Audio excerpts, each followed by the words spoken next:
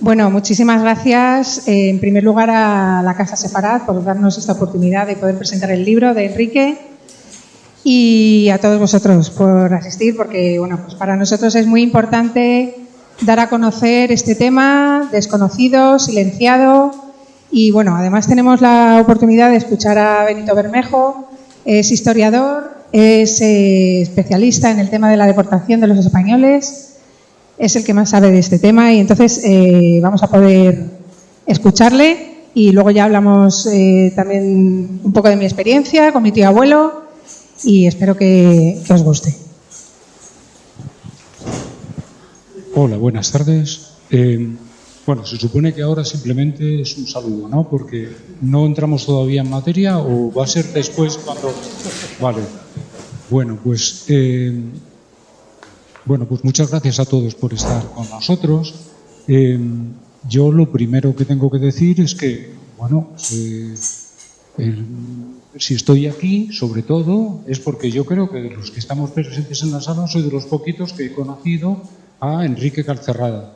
Esto fue poco después de 2000 y, bueno, solo he convivido con él un día en mi vida. Esto fue donde vivía él, al lado de Tarbes. Y, bueno, pues le hice una entrevista que por ejemplo, Esther ha podido conocer.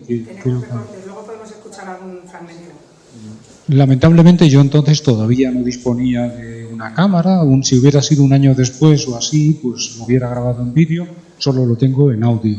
Pero, bueno, ya entonces él me habló de... Yo no pude conocer el libro hasta un poco más tarde, pero él me habló del proyecto que tenía de publicar unas memorias que había escrito, bueno, y la verdad es que yo en aquel momento pensé que era mejor esperar y bueno, tener ocasión de leerlo y poder quizá tratarlo posteriormente con él. Nunca llegó después esa ocasión porque él muere, si no recuerdo mal, a 2004. Pero, bueno, estamos hablando de... Yo creo que es una cosa... un poco particular lo que nos encontramos en este libro, porque por varios motivos. Para empezar, entre los españoles que pasaron por Mauthausen y por Gusen, ahora explicaremos un poco para quien no conozca mucho la diferencia entre ambas cosas, bueno, pues la mayor parte no eran intelectuales, no eran escritores, no eran artistas. Ya de primeras no abundan tampoco, teniendo en cuenta que por allí pasaron más de 7.000 personas.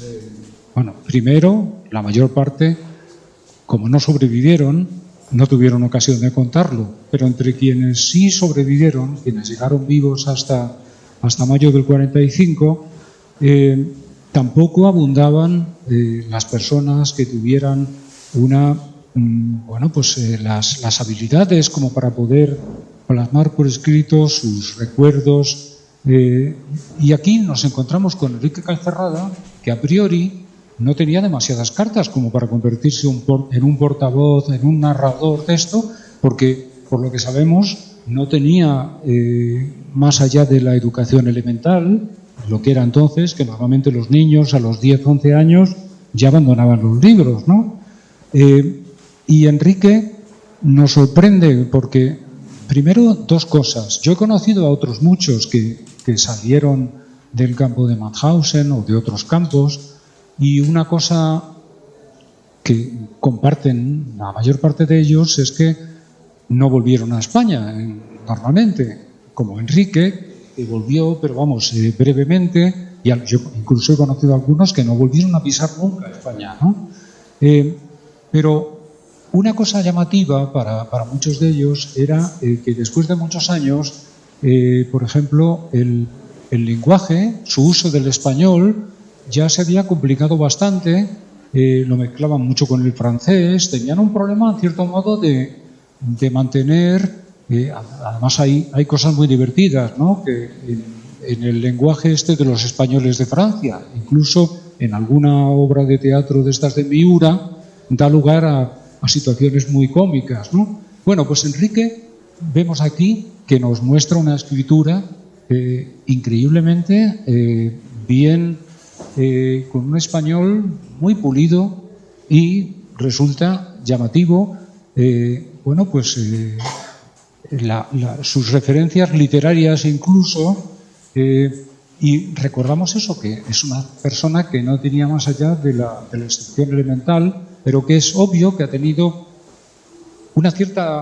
que ha mantenido lecturas, que ha tenido cierta relación con el lenguaje e incluso culto que aparece en su escritura. Y esto es bastante llamativo, ¿no?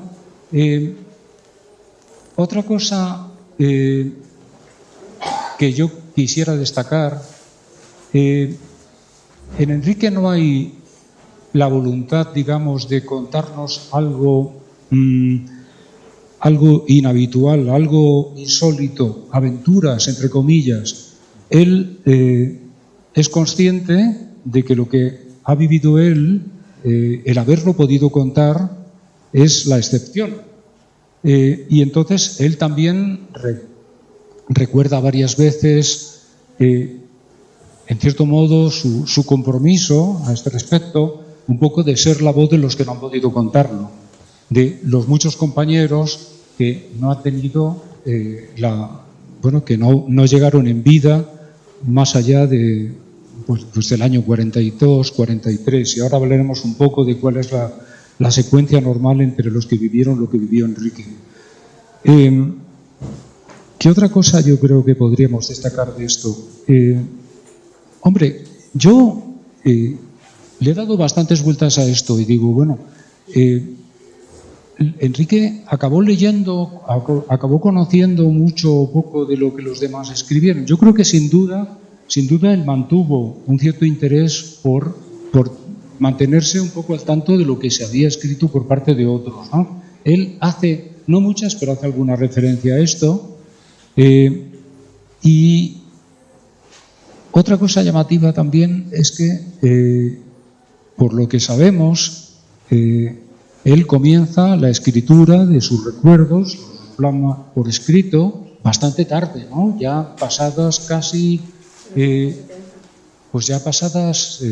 no 3 décadas, pero cerca. O sea,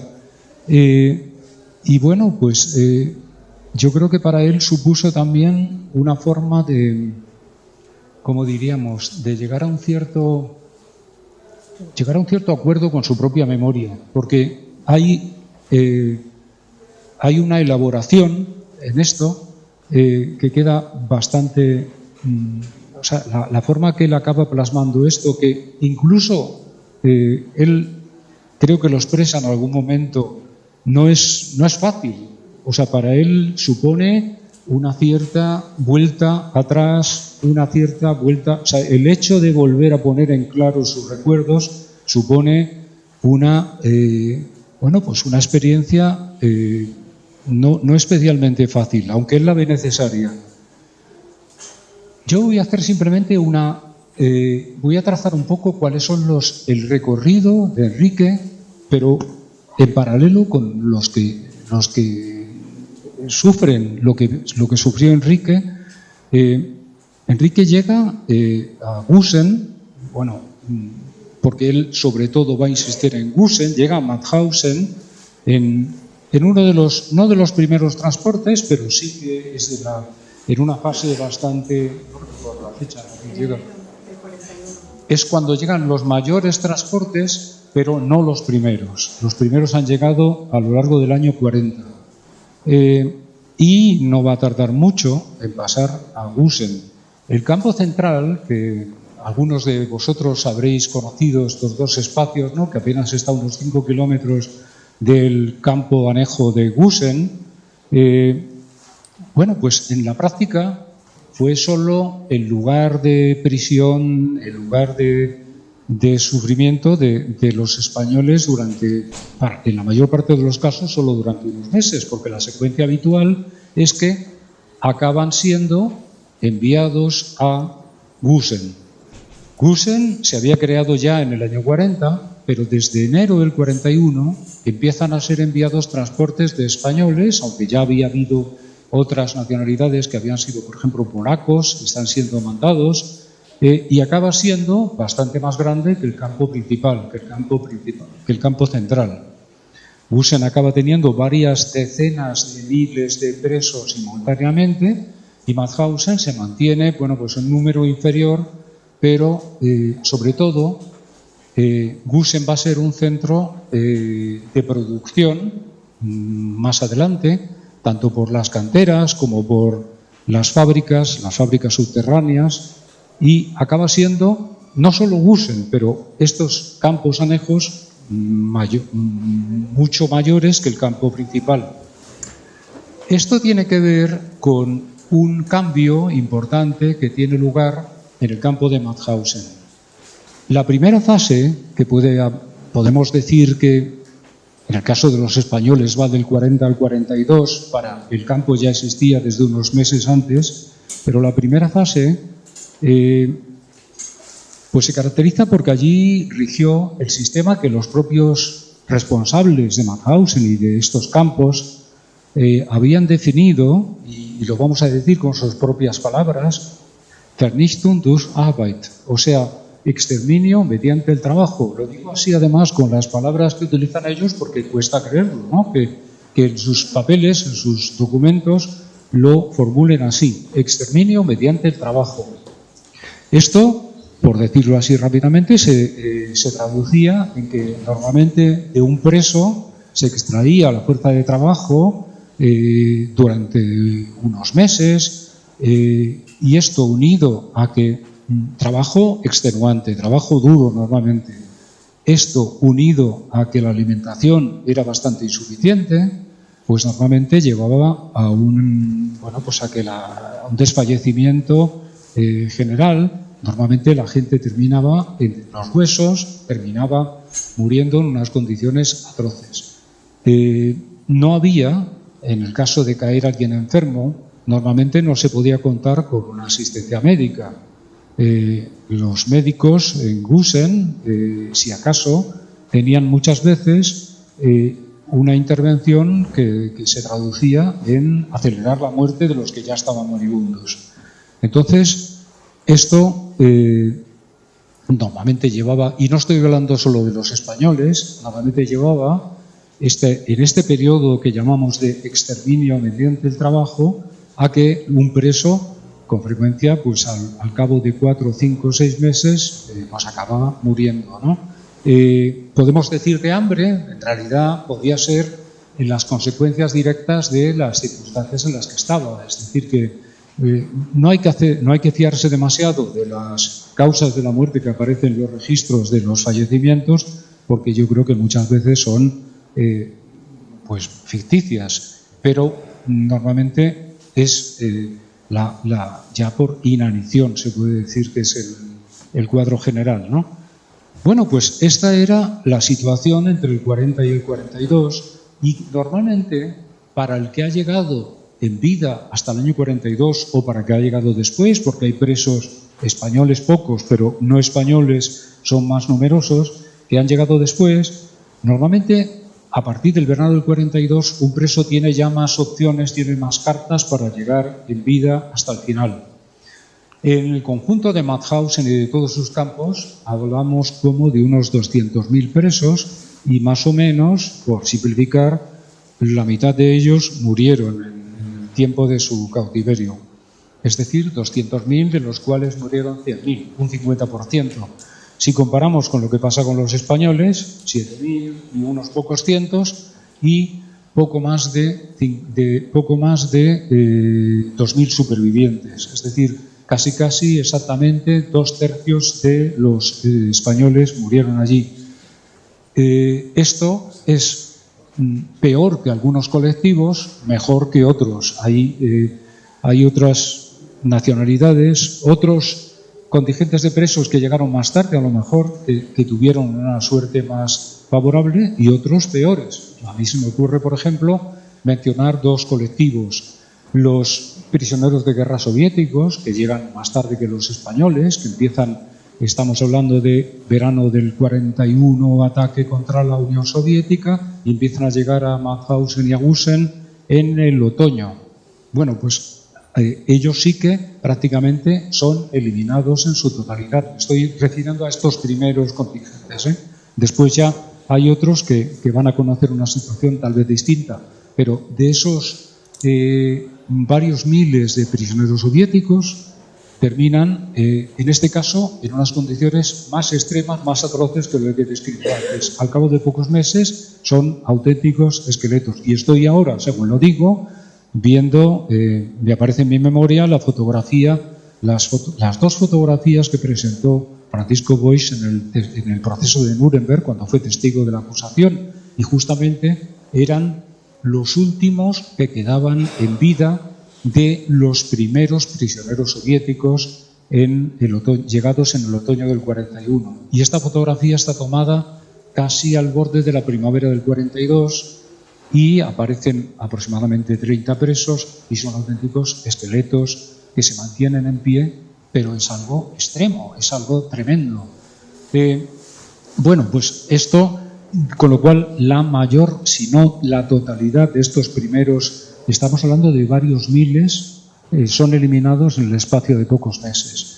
El otro ejemplo también, bueno, pues por supuesto en esa primera fase, los prisioneros judíos, prisioneros en ese caso lo son muy poco tiempo, porque los llegados en el año 41-42, pues son eliminados, en este caso, de manera rápida, y por ejemplo tenemos testimonios de algunos de los supervivientes españoles que conocieron lo que ocurrió en un espacio además bastante célebre, en la cantera del campo central, en la cantera de Mauthausen, en las famosas escaleras que bajan a la cantera desde el campo.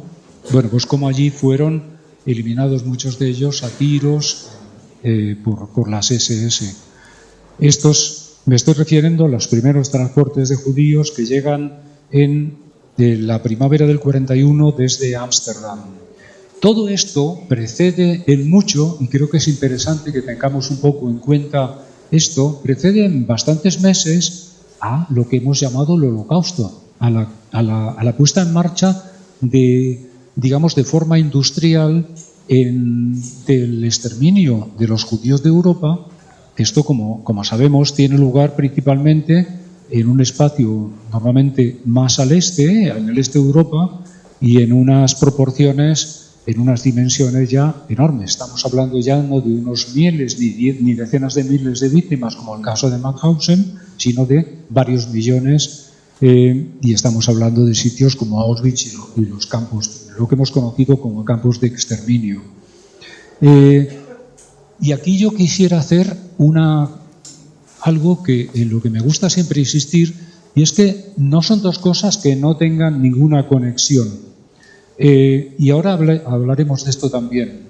Entre lo que pasa con los españoles en Mauthausen, en Gusen, y lo que pasa después con los judíos cuando tiene lugar la que se llamó solución final, sí que hay, por ejemplo, un punto de conexión, y es que, aparte de que las circunstancias normales, entre comillas, de muerte de los presos españoles fue esa muerte por inanición, sí que hubo aproximadamente una décima parte de ellos que fueron directamente asesinados, que fueron gaseados.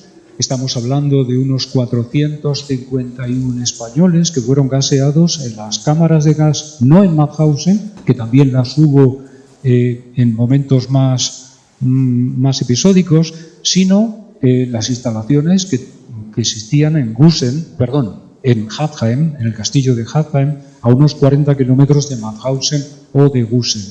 Y allí fueron asesinados mediante gas un total de un número importante de 451 españoles, un número parecido de presos polacos, un número bastante similar de prisioneros de guerra soviéticos y algunos presos de otras nacionalidades. Esto es importante porque esto tiene lugar entre la segunda mitad del 41 y primera mitad del 42. ¿Y por qué digo esto? Porque precede en unos meses a la puesta en marcha de lo que se ha llamado el Holocausto, el exterminio, masivo, industrial, en campos como Auschwitz. ¿Y por qué la conexión está en que el personal que trabaja para instalaciones como las de Hathain, que previamente se había dedicado a poner en marcha un proyecto que llamaron, de nuevo aquí utilizan una denominación que intentaba ser la Operación T4, que intentaba un poco ocultar lo que realmente estaba pasando allí. La acción T4 había consistido en el asesinato de las personas a las que llamaban los nazis vidas indignas de ser vividas, principalmente determinadas categorías de personas con padecimientos, desde enfermedades mentales, enfermedades físicas, que consideraban los nazis que ponían en peligro, digamos, la fuerza de la raza, la fuerza de la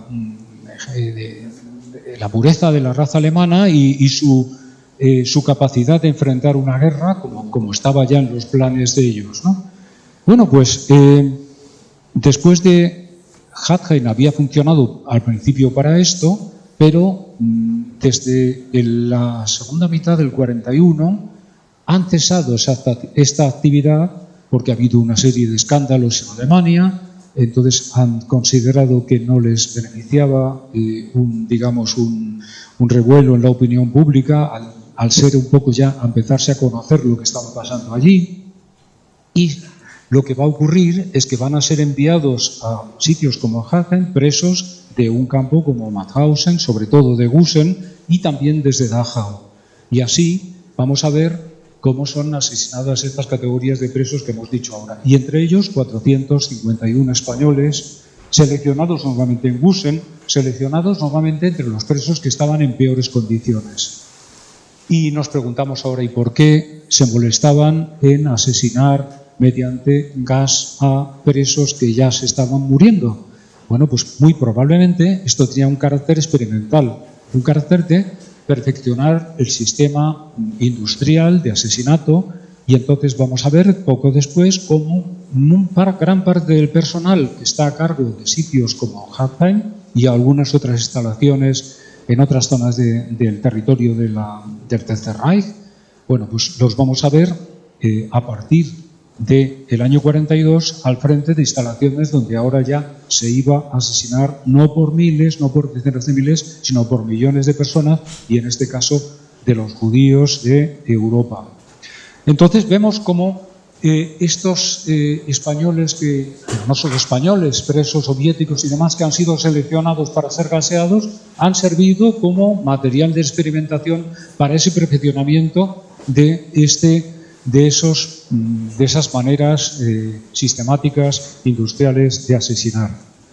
Y bueno, con esto creo que hemos establecido un poco la relación entre el destino de los españoles, pero no solo de ellos, de muchos presos del campo de Mauthausen y de Gusen, y lo que ocurre un poco más tarde en el este de Europa y ya en una dimensión mucho mayor. Solo me queda una cosa: ¿por qué cambian después las cosas? ¿Por qué el que ha llegado hasta el verano del 42 normalmente tiene más opciones? Bueno, pues muy sencillo. Alemania tiene muchas más dificultades, sobre todo en el frente del este, en su guerra ya con la Unión Soviética. Tiene necesidades de una mayor producción bélica. Necesita a toda costa mano de obra, y se dan cuenta de que en lugar apartan ya esa idea del exterminio por el trabajo, y ahora más bien lo que tienen es interés en mantener la fuerza de trabajo, y entonces esto va a hacer que normalmente los presos van a ser utilizados a partir de ahora y van a ser mantenidos en vida porque se quiere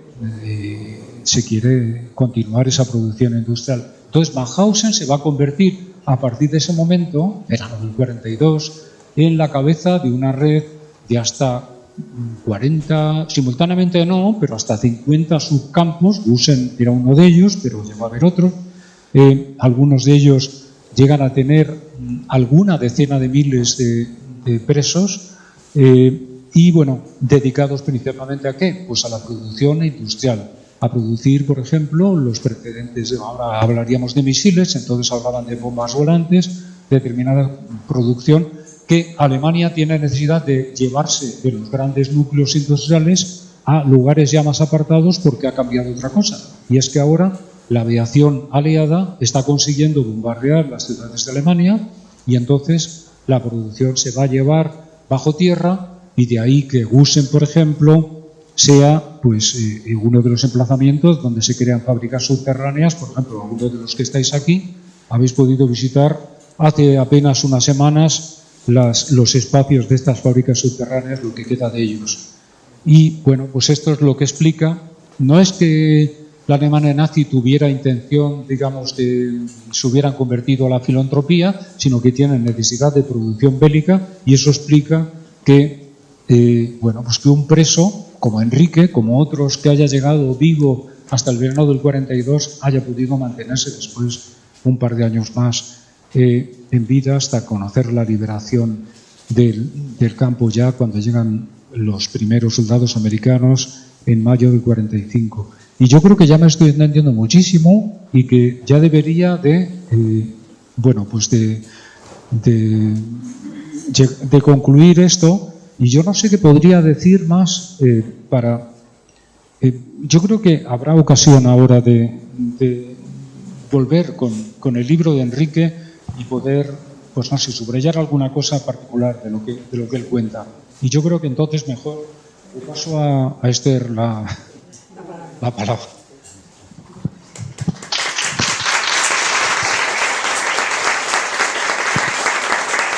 Hola. ¿Se me oye? Sí.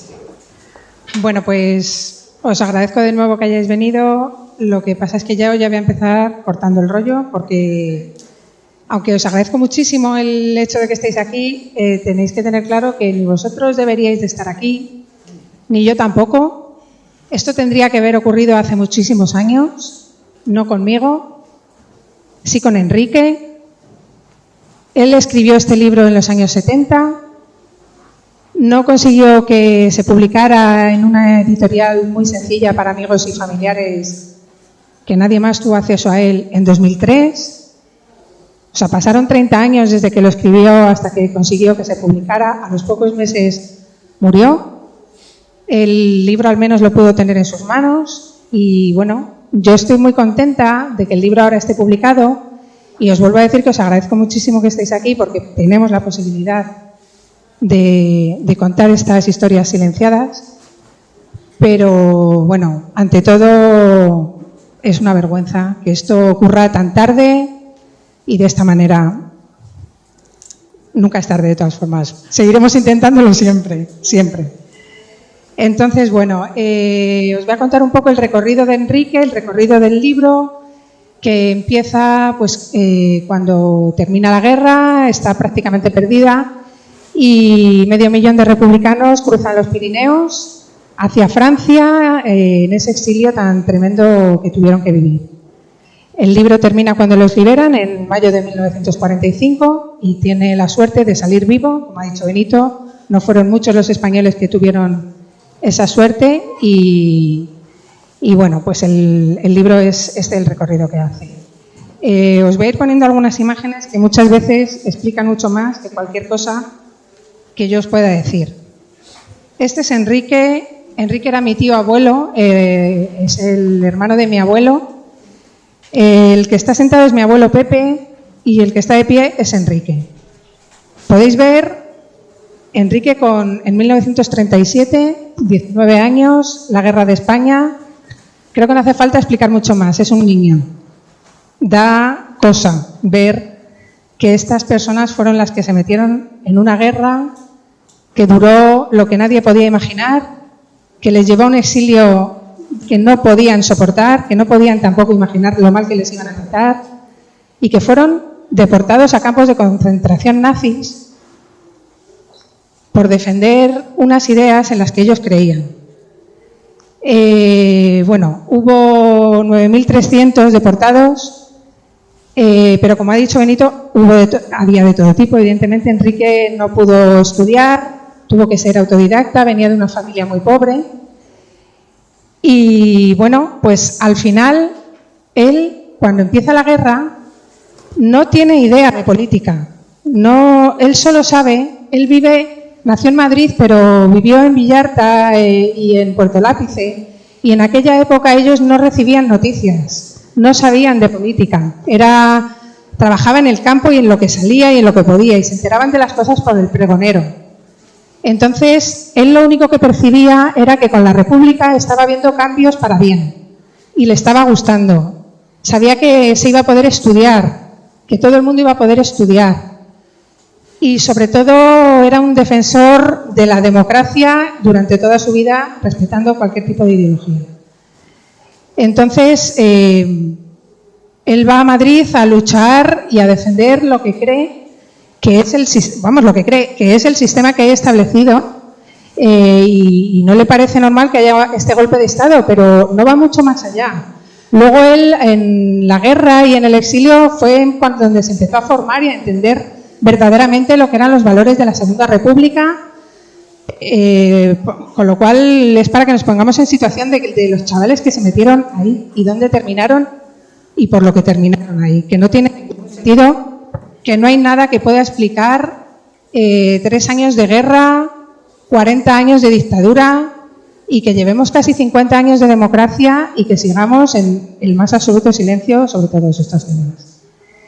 Entonces, bueno, pues como os digo, cruza los Pirineos, está en ese exilio que no pueden imaginar. Ellos, con todas esas heridas frescas que tienen de la guerra, que tienen que abandonar su país, a su familia, al menos piensan que van a recuperar la libertad y que en breve podrán volver a España. No se imaginan en ningún momento lo que les espera, que es que tienen que entrar, les meten en campos de concentración en Francia improvisados en las playas, pasan hambre, frío, muchas penurias. Se ven envueltos entre la Segunda Guerra Mundial, que según avanzan las tropas francesas, pues les capturan como prisioneros de guerra. Ahí sí que es verdad que les meten en stalags y por lo menos respetan sus derechos por la Convención de Ginebra, pero bueno, aquí es donde se produce la clave de lo que ocurre y por qué terminan en campos de concentración. Los alemanes preguntan a España qué hacen con estos presos republicanos. Y es ahí cuando Serrano Suñer, Franco, y hay pruebas, no en España, pero sí en Alemania, hay pruebas que certifican que se hizo esa pregunta y que Serrano Suñer, Franco, bueno, ya sabemos, dijeron que estos no eran españoles eran los que vivían en España. Les declaran apátridas, después de haber luchado por su país y por el sistema establecido, se quedan sin nacionalidad y son los españoles, y solamente los españoles, los que son trasladados desde esos stalags a campos de concentración nazis. Como ha dicho Benito, Enrique le envían en enero del 41 a Mauthausen, y bueno, pues aquí ocurre lo que ya todos conocemos, que desgraciadamente no lo conocemos por el capítulo de los españoles. O sea, es lógico que lo conozcamos por lo que ha ocurrido en el Holocausto, lo que ha ocurrido con los judíos, porque es el grupo más numeroso con diferencia y es evidente. Pero lo que no tiene ningún sentido es que en España no tengamos ningún conocimiento de que hubo casi 10.000 españoles que sufrieron lo mismo. Esas vejaciones, esos malos tratos, ese hambre, esas palizas,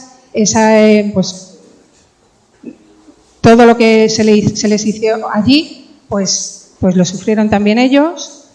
Enrique estuvo en Mauthausen desde enero del 41 hasta octubre del mismo año.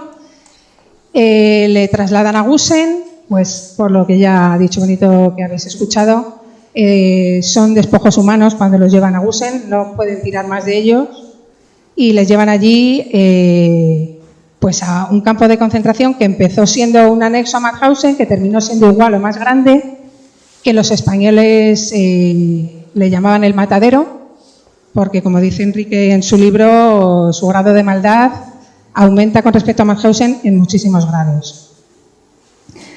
Entonces, bueno, pues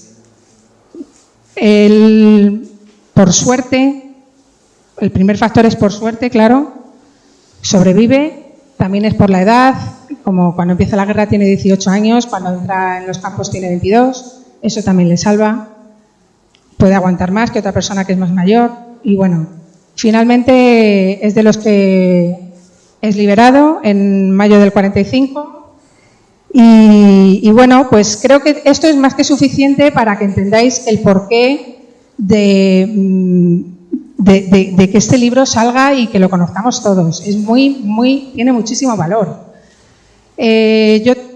Los motivos por los que lo hago son muchos. El primero de todos es por un juramento. Cuando ellos salen, los que sobreviven a los campos, hacen una promesa de contarlo para que no se pueda olvidar y en honor a sus camaradas. Entonces, bueno, pues el juramento os lo voy a leer. Dice: los supervivientes que hemos tenido la suerte de volver a la vida, que llegamos al día de la esperanza y que somos testigos privilegiados de lo aquí acaecido, tomamos conciencia de ser los depositarios de un porvenir pacífico para todos los hombres. Y relegando todo odio estéril, hacemos juramento de nada olvidar, poniendo lo que esté en nuestro poder para que el mundo no vuelva a repetir jamás esto.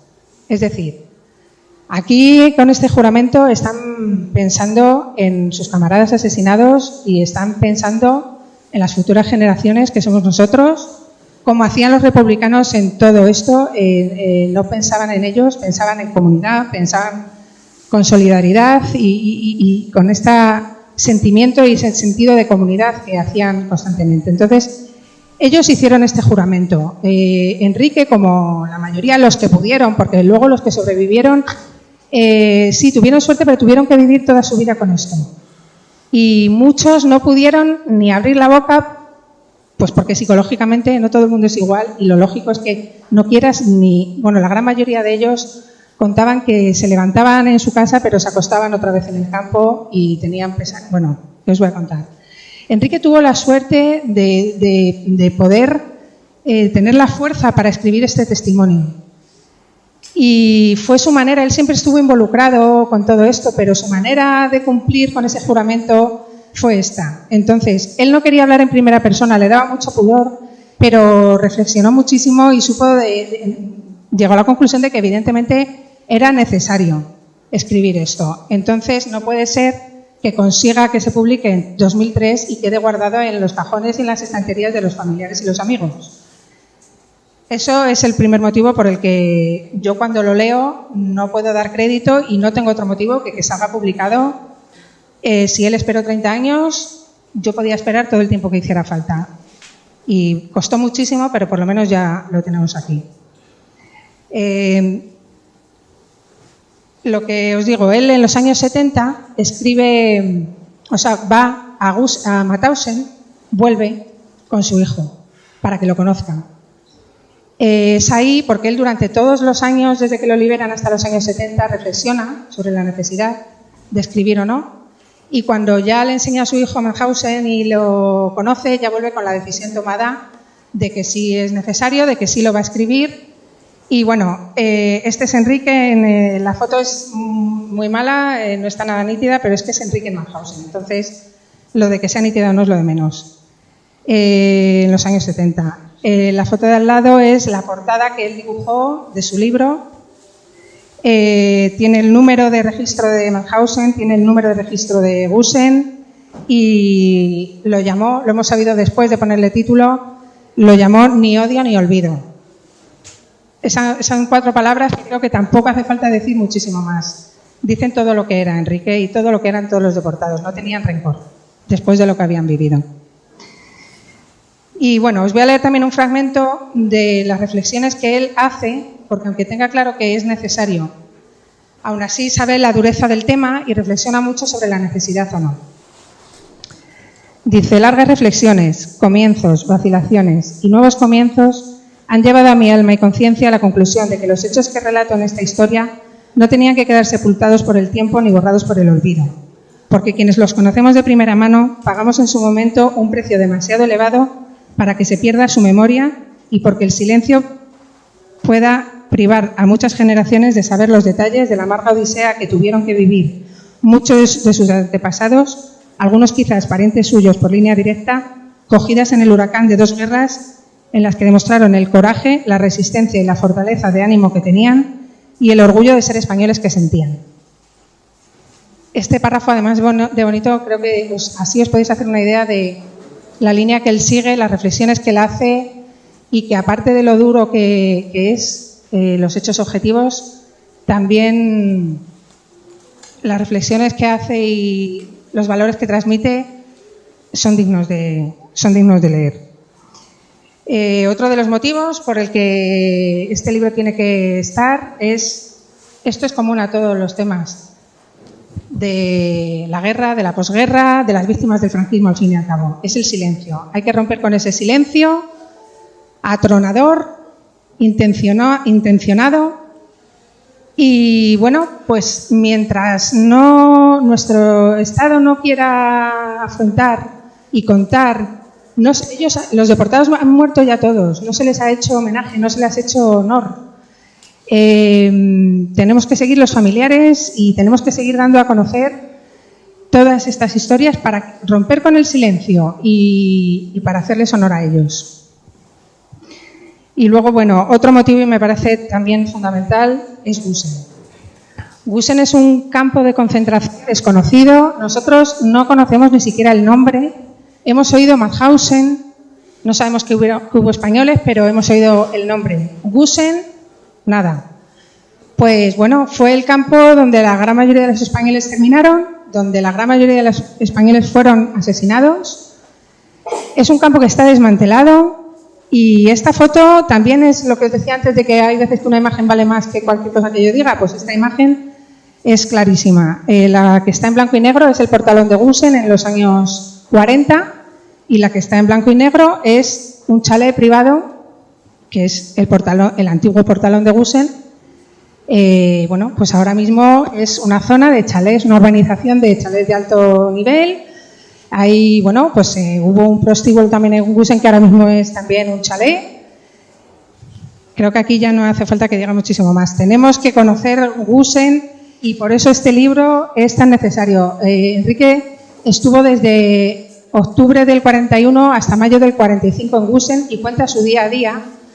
Y además otra cosa que quiero poner en valor de él es que con todo el infierno que vivió lo cuenta de una forma contenida, para mi parecer. Es decir, eso que os digo de no tener ningún rencor, también está todo el tiempo mostrando un respeto por cualquier persona que piense cualquier ideología que tenga. Simplemente está hablando de tolerancia, de libertad, de respeto, de democracia y lo podéis ver al leer el libro. Es así como él cuenta su día a día, no hace que sea más tremendo de lo que fue, que ya fue suficiente, en ningún momento va de héroe ni nada por el estilo.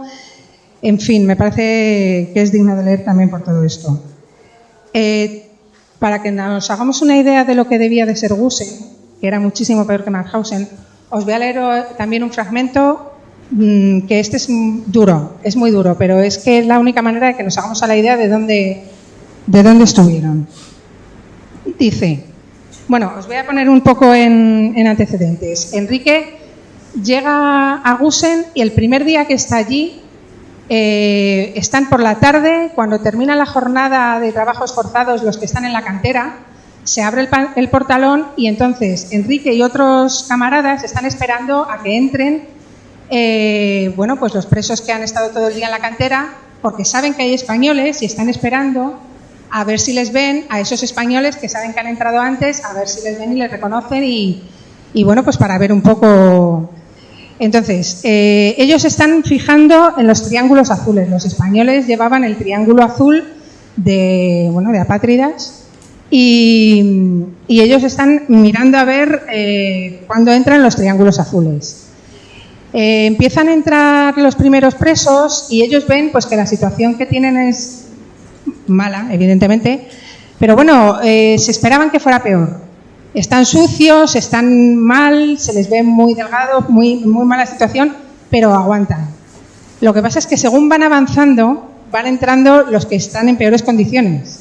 Y ahí es cuando empiezan a entrar los triángulos azules. Y esto es lo que Enrique escribe.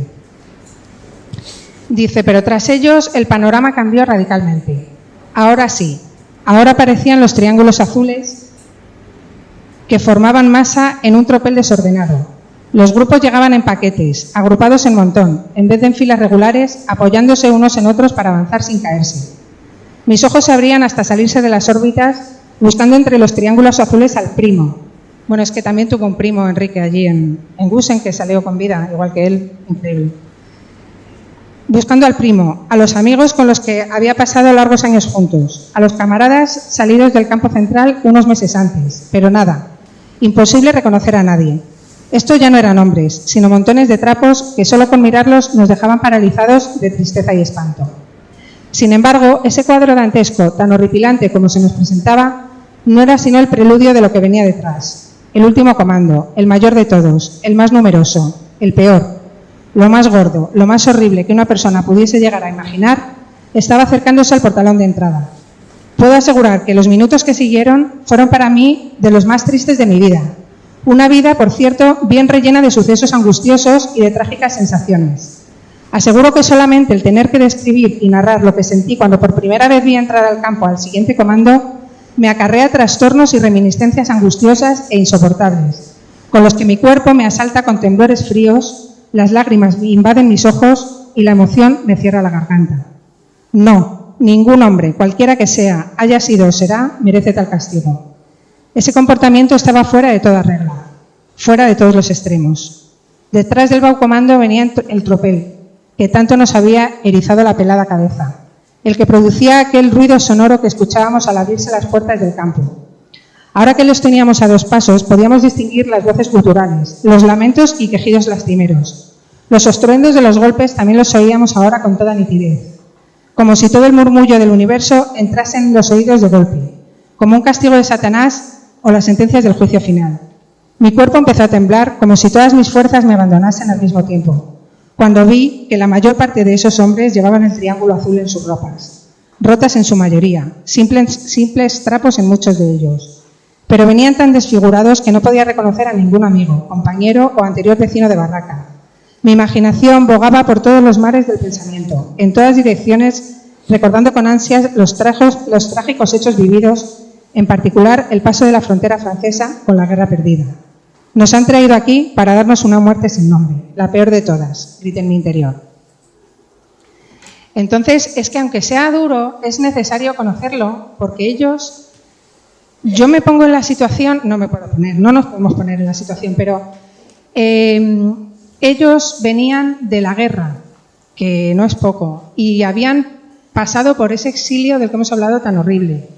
Si no era suficiente, también había estado en Mauthausen, que no podemos imaginar, pues aún así, cuando él llega a Gusen, esto es lo que siente, para que veamos lo tremendo que tenía que ser en comparación con Mauthausen. Y entonces tenemos que conocer que en el campo de Gusen hubo muchísimos españoles, que hubo 9.300 españoles en campos de concentración nazis. Y no solo en Mauthausen y en Gusen, hubo otros también, otros campos de concentración que tenemos también que conocer y que deberíamos y que nos deberían enseñar y que deberían enseñar a los estudiantes en las asignaturas de historia.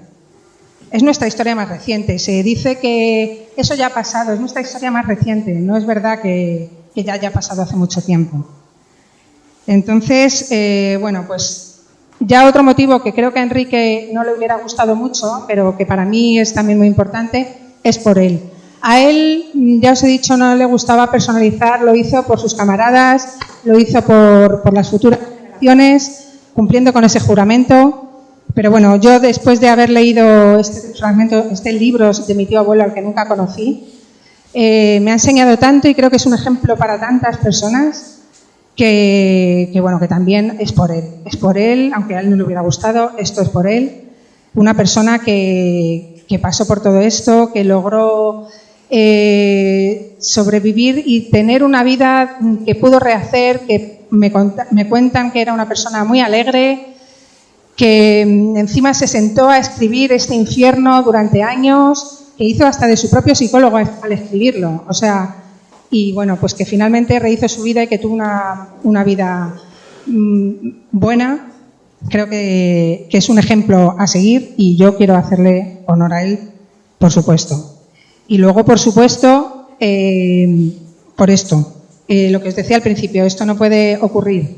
Esto está muy bien porque ya tenemos el libro al acceso de todo el mundo, pero no puede ser que un libro que empieza en los 70, que se publica en 2003 y que hasta 2022 no lo puede leer quien quiera.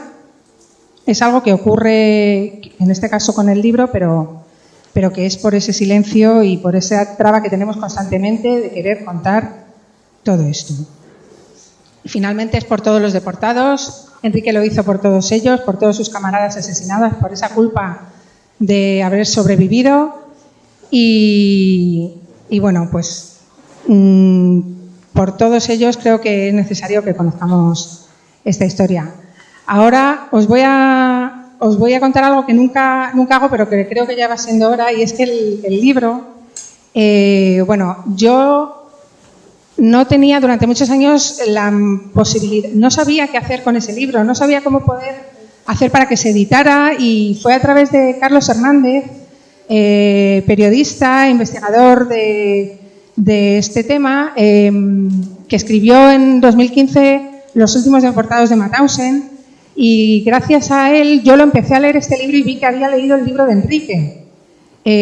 Bueno, pues contacté con él y gracias a él y a todo su apoyo, en 2022 hemos podido conseguir que se publique. Entonces, hay un prólogo, una de las cosas que hemos añadido al libro de 2003 es un prólogo de Carlos Hernández. Evidentemente este es un libro de una persona que ya no vive. Los derechos a mí no me corresponden, eran de su hijo, al que yo no conocía, y bueno, pues al final él es el que tenía, el hijo tenía que dar permiso para que esto se hiciera, no puso ninguna pega, pero todo lo que se ha recaudado, evidentemente yo no lo quería para mí, está claro, su hijo tampoco, Carlos Hernández tampoco. Lo lógico era que este dinero se pudiera utilizar en honor al resto de los deportados. El proyecto a donde está yendo el dinero de todos los libros, de lo que se recauda, es al proyecto Stolpersteine. Están aquí, el proyecto Stolpersteine de Madrid, están aquí Jesús e Isabel, son los que han promovido este proyecto, las Stolpersteine. Ya lo contarán ellos más adelante, pero yo quiero hacer un breve resumen de lo que es, a ver si lo puedo contar bien. Las Stolpersteine es un proyecto de Günter Demnig, es un alemán que se le ocurrió sin que tuviera permiso. Bueno, pues la primera no fue una Stolpersteine, pero las Stolpersteine son unas piedras de 10 por 10 en las que figura los datos de una víctima del Holocausto. Se ponen enfrente de la casa en la que vivió, en la que trabajó o en la que nació la víctima del Holocausto.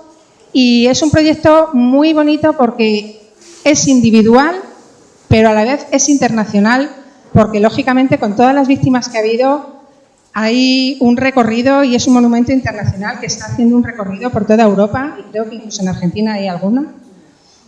Y además en España yo creo que es incluso más importante porque como no se conoce esto, pues ver una piedra delante de la vivienda de una persona que pone Manuel García asesinado en Mauthausen, pues claro, cualquiera que lo lea aquí en España le explota la cabeza y dice, ¿esto qué es? Y es una manera de dar a conocer todo esto. Y bueno, además es que es igual para todos, da igual la misma piedra que tiene Enrique, bueno, es que le llamamos piedra, porque con el nombre Stolpersteine es muy difícil, entonces le llamamos piedras. La misma piedra que tiene Enrique la tiene Ana Frank, no hay distinciones, fueron todos víctimas de lo mismo. Entonces, lo que se recauda del libro está yendo para este proyecto. Y ya para terminar os voy a poner un vídeo para recoger todo lo que hemos hablado y también para que al final veamos las Stolpersteine, que hay imágenes y así las conocéis. A ver. ¿Puedes decir que hay una aquí en la exposición? Ah, sí, hay una Stolpersteine aquí en la exposición para que luego lo podáis ver, es verdad, si es que no...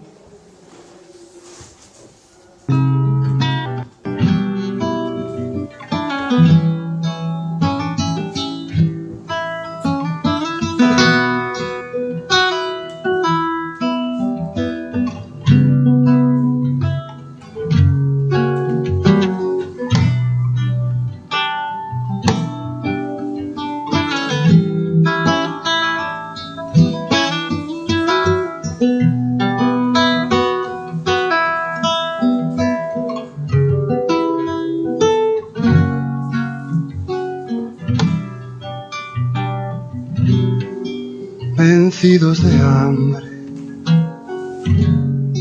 heridos de alma, enfermos de miedo, muertos de esperanza, de nieve y de frío, llegaban a Francia, corazones rotos,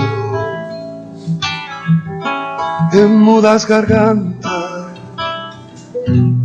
restos de naufragio de la roja España.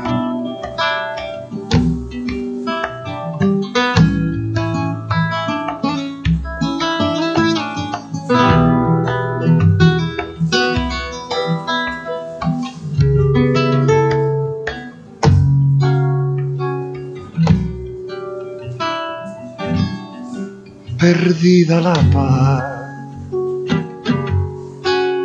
perdida la causa, perdidos los sueños, perdida la patria, perdidos de todo, perdidos de España, en tierra de nadie, en campos de rabia.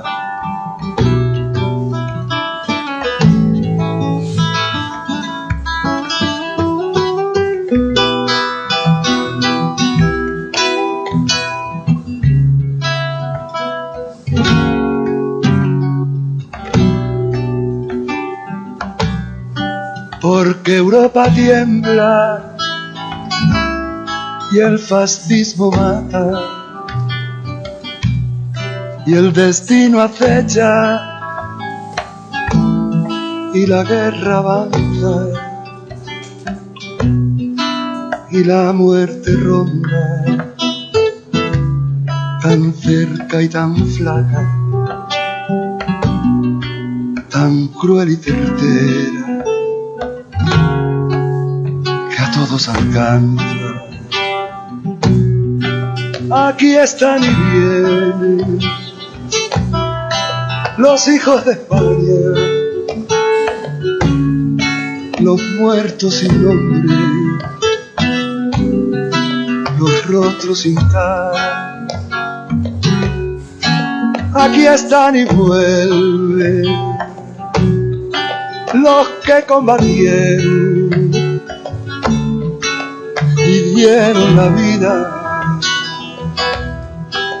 por un mundo nuevo. Aquí están y vuelven los hijos de España, donde un canto muere, otro se levanta. Aquí están y vuelven los hijos de España, donde un canto muere, el mío se levanta.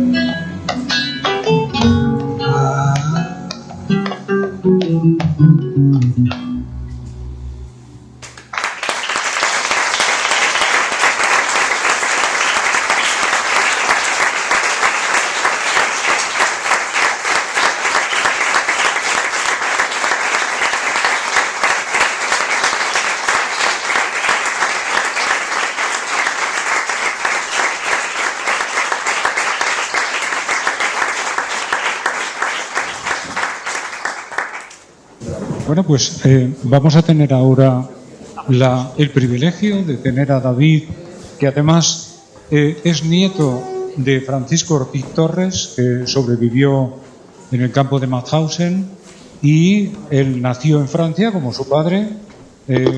Y bueno, y hay que decir que hoy es profesor de secundaria también aquí en Madrid. No sé. Bueno, muchas gracias. Estoy aquí no de casualidad porque sabía que ibas a volver a presentar el libro, pero por una llamada que me despisté, apunté la fecha, pero bueno, muchas gracias. Y nada, como nieto de deportado, Francisco Ortiz Torres, le tocó el número 4245.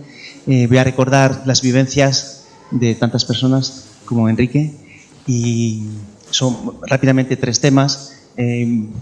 Uno que tocamos por primera vez el otro día, el canción de Madame para evocar el exilio, Le Chant des Marais, el canto que tarareaba mi abuelo, y estando en esta casa sefarad, una canción yiddish de los judíos.